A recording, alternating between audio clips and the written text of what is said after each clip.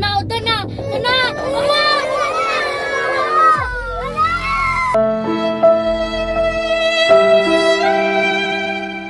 నా వద్దన్నా అన్నా అమ్మా వాన్నా వా వా వా వా. Hello everyone, good morning, welcome back to sky commute. ఈ రోజు ఎపిసోడ్ నెంబర్ 10 స్టార్ట్ చేస్తున్నాము అండ్ ఇది థర్డ్ వీడియో ఈ వీక్ లో అండ్ ఇదే లాస్ట్ వీడియో. సో ఈ ఎపిసోడ్ లో మనం ఇంటర్నేషనల్ న్యూస్ తో స్టార్ట్ చేద్దాం ఫస్ట్. సో మనకి యూరోప్ కంట్రీలో అయితే హీట్ వేవ్స్ అనేది ఆగట్లేదండి. డెత్ కౌంట్ అనేది అలానే ఉంది, నెంబర్స్ అనేది.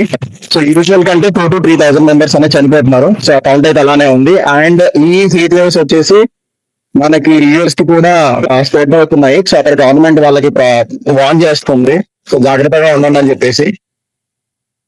అండ్ ఈ హీట్ వేవ్స్ ఎలా వస్తున్నాయి, మనుషులు ఎందుకు ఇలా చనిపోతున్నారు, ఎందుకు ఎప్పుడు లేని టెంపరేచర్ నోటీస్ అవుతుందని చెప్పేసి నేను లాస్ట్ వీడియోలో దాంట్లో నేను మీకు క్లియర్ గా ఎక్స్ప్లెయిన్ చేశాను. హీట్ డోమ్ అంటే ఏంటి, ఎందుకు అలా టెంపరేచర్ ర్యాపిడ్ గా ఇంక్రీజ్ అవుతుంది, ఎందుకు జనాలు చనిపోతున్నారని. సో మీరు ఇంట్రెస్ట్ ఉంటే ఎపిసోడ్ నెంబర్ 9 లో చూడండి, దీని గురించి నేను ఎక్స్ప్లెయిన్ చేశాను ఆల్రెడీ. ఆయన ఇంకొకటి చైనా ఎకనామిక్ కారిడార్ కి రెడీ అవుతుంది అనమాట. సో వాళ్ళు వచ్చేసి మన నైబర్హుడ్ కంట్రీస్ ఉన్నాయి కదా, బంగ్లాదేశ్ అండ్ మయన్మార్. సో ఈ రెండింటికి కనెక్ట్ చేస్తూ వాళ్ళు ట్రాన్స్పోర్ట్ అనేది చేస్తున్నారు అనమాట. సో దాని వల్ల ట్రేడింగ్ అనేది బాగా జరుగుతుంది, గూడ్స్ ట్రాన్స్పోర్ట్ చేయడం అనేది చాలా ఈజీ అవుతుంది. మన నేషనల్ న్యూస్ కి వచ్చేసరికి ముంబైలో డెత్ కౌంట్ అయితే ఆగట్లేదు అనమాట. విహాన్ అనే అబ్బాయి 11 years అబ్బాయి మన స్కూల్ నుంచి స్కూల్ బస్ లో వస్తుంటే చెట్టు మీద పడిపోయి చనిపోయారని చెప్పాం కదా, బస్ పైన. సో అలానే అబ్బాయితో పాటు ఇంకొక 4 people ఉన్నారు, వాళ్ళు కూడా ఇంజూర్ అయ్యారు ఈ యాక్సిడెంట్ లో. కానీ నిన్న మొన్న కూడా ఎలక్ట్రికల్ షాక్ తగిలి, అంటే స్టాగ్నేట్ అయ్యి వాటర్ ఉంటాయి కదా, ఇదంతా రెయిన్ ఎఫెక్ట్ అనమాట. ఈదురుగాల వల్ల అండ్ రెయిన్ ఎఫెక్ట్ వల్ల ఇదంతా చెట్లు కూలితో పడిపోవడం అండ్ వాటర్ స్టాగ్నేట్ అవ్వడం. సో ఇలా వాటర్ స్టాగ్నేట్ అవ్వడం వల్ల కూడా 2 చనిపోయారు ముంబైలో.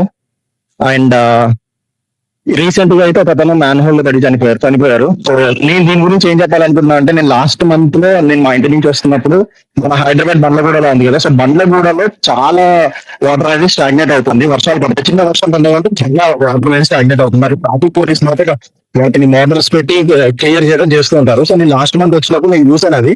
అండ్ నేను వచ్చిన నెక్స్ట్ డే న్యూస్ లో చూసినప్పుడు బండ్లగూడలో సేమ్ ఇదే విధంగా ఎలక్ట్రికల్ షాక్ తగిలి 2 చనిపోయారు అక్కడే.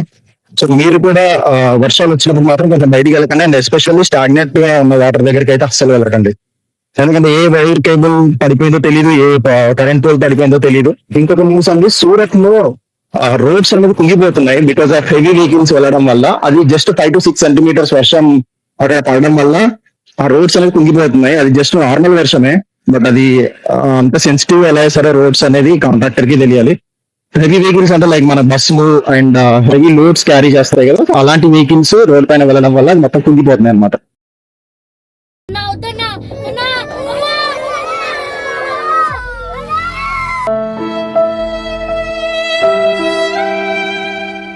నా వద్దన్నా అన్నా అమ్మా వాన్నా వా వా వా వా.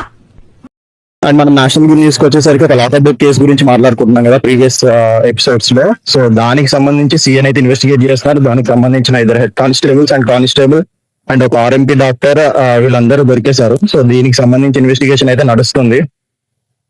అండ్ మన లోకల్ న్యూస్ లో ఇంకొకటి పోలీస్ డిపార్ట్మెంట్ సంబంధించిన డిఎస్పీ అండి. సో అతని ఇంటి పైన సిబిఐ రైడ్స్ అనేది జరిగిందనమాట.